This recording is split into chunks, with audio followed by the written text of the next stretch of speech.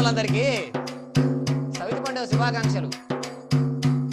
ఈరోజు బతుకమ్మ టీవీ ఛానళ్ళు వినాయకుని వ్రతకల్పం, వినాయకుని కథను మీ ముందరికి తీసుకొస్తారు. ఆ కథ ఏందో ఇందాం. వచ్చిందమ్మా పండుగొచ్చిందమ్మా, పరమేశ్వర సుతుని పండుగొచ్చిందమ్మా, దండి పండుగమ్మ, గౌరి పుత్రుడేనమ్మా, గంగ కొడుకేనమ్మా, ఇద్దరు తల్లుల ముద్దుల తనయుడమ్మా, ఆది దేవుడమ్మా, ఆది దేవుడమ్మా, ఆది దేవుడమ్మా. బతుకమ్మ టీవీ చూస్తున్నోళ్ళందరికీ సవితి పండుగ శుభాకాంక్షలు. 300 కోట్ల దేవుళ్ళ కంటే ముందుగాల పూజలందుకునే దేవుడు గణపతే కదా. ఇగో ఇయ్యాల అందుకే అందరూ తెల్లారక ముందే మేల్కయ్యి సల్లని నీళ్లతో నెత్తి మీదికెళ్ళి తానం చేసి ఇల్లుకు సున్నమేసి దర్వాదలకు మామిడాకు దండలు గట్టి దేవుని ఎర్రను వలికి పీట పెట్టి దేవుని కూసోబెట్టి మండపంలో గణపతికి పూజలు చేసి మా గొడ్డు గోద ఇల్లు వాకిలి శేను శలక పిల్ల జల్ల సల్లంగా చూడుమని ఆ దేవదేవుని దీవెనార్తి పెట్టుమంటారు. దండాలు దండాలు గణపయ్య స్వామి దయగల్ల మా తండ్రి గణపయ్య, కోటొక్క దండాలు గణపయ్య కరుణించి కాపాడు గణపయ్య, కూసుండు గణపయ్య కురిసి పీట మీద, నిలుసుండు గణపయ్య నిలువు పీట మీద, ఉండాలయ్యా స్వామి నీ దయ మా మీద. ఆదిశక్తి తనయ గణపయ్య మమ్ము ఆదరించవయ్య గణపయ్య, శంకరనందన గణపయ్య మమ్ము చేరదీయవయ్య గణపయ్య, చేరదీయవయ్య గణపయ్య. గణపతి పండుగ చేసుకుంటాం కదా, మరి గాయన కథ ఏందో తెలుసుకోవాలి కదా. ఆ కథ చెప్తినుర్రి. వెనుకట ఏనుగు లెక్కల్నే ఉన్న గజాసురుడనే రాక్షసుడు బోలాశంకరుడు గురించి గట్టి తపస్సు పట్టిండట. వారి తపస్సుకు మెచ్చి బోలాశంకరుడు ప్రత్యక్షమై ఏం వరం కావాలనో కోరుకోమన్నాడట. అప్పుడు గజాసురుడు ఆ ఆదిదేవునికి అడిగిండట, స్వామి నువ్వెప్పుడు నా కడుపులోనే ఉండాలే, అదే నా కోరికనంగానే రాయసుడు బోలాశంకరుడు కదా. గజాసురుని మాటలకు సల్లకుండ లెక్క సల్లబడి సరే నీ కోరిక గంతే కదా, నీ కడుపులకి ఇప్పుడే వస్తున్నానని గజాసురుని కడుపుల సుఖంగా ఉండబట్టిండట ఆ రాయసుడు. అట్లా కొన్నొద్దులు గడిచిపోతుండంగా కైలాసములున్న పార్వతీదేవి పెనిమిటి జాడాలు తెలియక తల్లి ఎన్నో జాగాలల్ల దేవులాడింది. కొంతకాలానికి గజాసురుని కడుపుల ఉండాని తెలుసుకున్నది. గజాసురుని గర్భము నుండి తన భర్తనైతే విడిపించాలనుకుంది. పరిపారి విధముల ఆలోచించింది, పది కొరకు పార్వతి పరితపించింది. విష్ణుమూర్తిని చేరబోయింది, విలవిల తల్లి విలపించుకుంది. ఓయమ్మలాల మాయమ్మలాల అప్పుడు విష్ణుతో ఏమన్నదంటే, ఓయమ్మలాల పార్వతీదేవి అయ్యా నువ్వు వెనకట భస్మాసురుని బారి నుండి నా పెనిమిటిని కాపాడి నాకిచ్చినవు. శివ శివ అంటే చాలు మంచోలు ఎవలో షెడ్డోలు ఎవలో తెలవకుండా చెప్పక చెయ్యక పోయి వరమిస్తాడు. ఇప్పుడు మళ్ళా గదే జరిగింది. వాడెవడో గజాసురుడట. ఈయన గురించి గట్టి తపస్సు బట్టి శివుణ్ణి మెప్పించి ఒప్పించి రాక్షస మాయతోని వాని కడుపులా దాచిపెట్టుకుండట. నువ్వే ఎట్లన్నా చేసి నా పెనిమిటిని నా దగ్గరకు చేర్చు తండ్రి అని ఎడమ కంటి నీరు ఏరులై వారంగా, కుడి కంటి నీరు కాల్వలై వారంగా ముఖాన కొంగు పెట్టి పార్వతమ్మ ఏడవసాగిందట. ఆ జగన్నాటక సూత్రధారైనటువంటి మరి విష్ణుదేవుడు ఏం చేసిండంటే, రాక్షస మాయలెన్నో తెలిసిన వాడు, ఆ రక్కసుల మర్మాలు ఎరుకున్నోడు. రాక్షస మాయలెన్నో తెలిసిన వాడు, బ్రహ్మాది దేవతలను విలిపించుండు. ఆ గజాసురుడి సంపెజాడ వెతుకుతున్నాడు, బ్రహ్మాది దేవతలను విలిపించుండు. గజాసురుణ్ణి చంపాలంటే గంగిరెద్దు మేళమే మంచిదన్నాడు. నందిని గంగెద్దుగా తయారు చేసిండు, బ్రహ్మాది దేవుల్లా ఎంట పెట్టుకున్నాడు. గంగిరెద్దును చూడు ఆడించుకుంటా గజాసురాపురానికి చేరుకున్నాడు. బలిరే బలి బలిరే బలిరే బలి గజాసురుని ఇంటి ముంగట గంగెద్దు ఆటను ఆడించిండు. బలిరే బలి గజాసురుని ఇంటి ముంగట.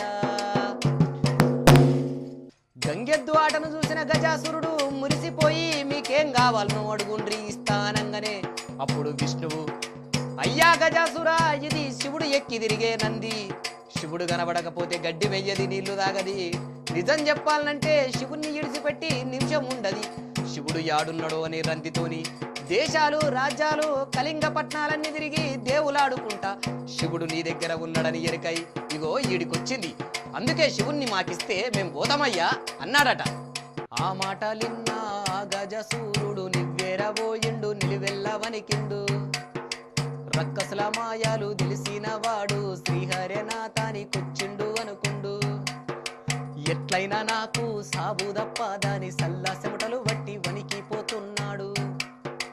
విష్ణు నందిని విడిచిపెట్టంగానే రంకెలేసుకుంటా నంది ఉరుకొచ్చింది.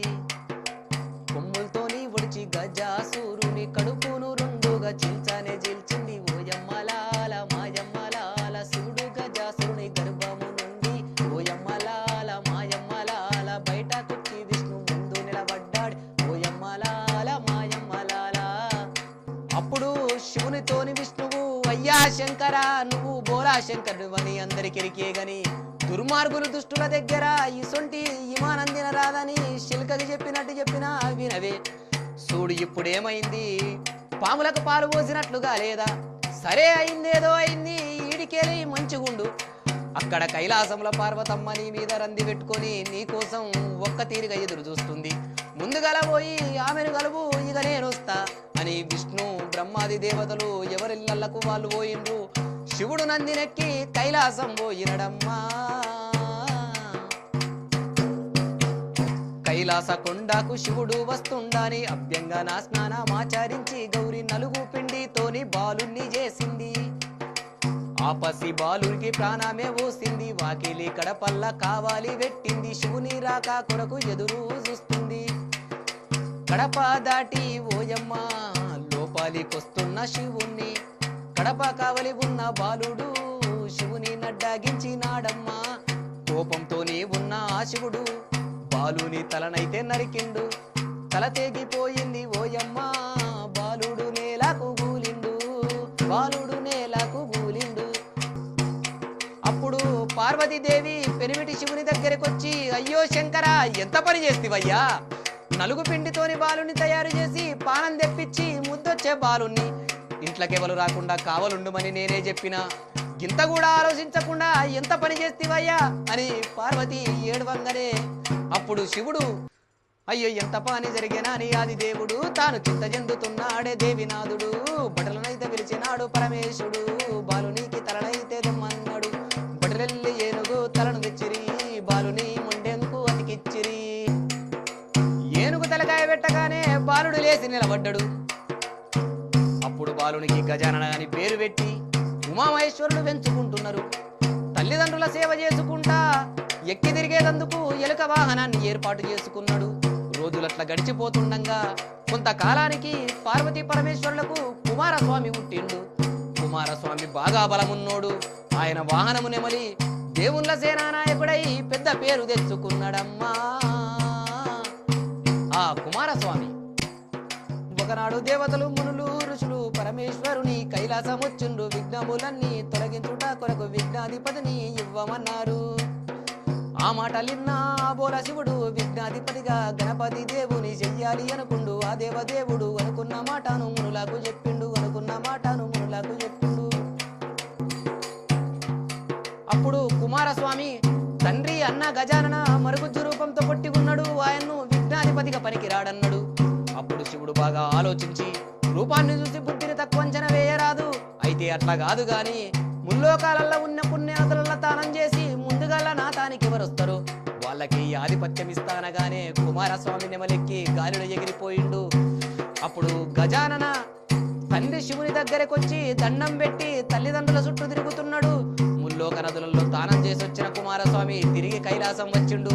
అప్పుడు నేనే గెలిచాను, విఘ్నాధిపతిగా నన్నే చేయాలనగానే ముల్లోక నదులలో స్నానం చేస్తే ఎంత పుణ్యమో, తల్లిదండ్రుల చుట్టూ ప్రదక్షిణ చేసిన గంత్య పుణ్యమనంగానే గణపతి తెలివితేటలకు మెచ్చి గణాధిపతిగా విఘ్నాధిపతిగా పట్టాభిషేకం చేసిండు శివుడు గణపతికి. విఘ్నాలకధిపతి అయినాడని దేవాన దేవుళ్ళు చూడండి, తీపి వంటలెన్నో తీసుకొచ్చిరి తినమంటూ స్వామి ముందు పెట్టిరి. కడుపు నిండా కుడుములు తిన్నాడయ్యా, కైలాసగిరికి వెళ్ళిండయ్యా. తల్లిదండ్రులు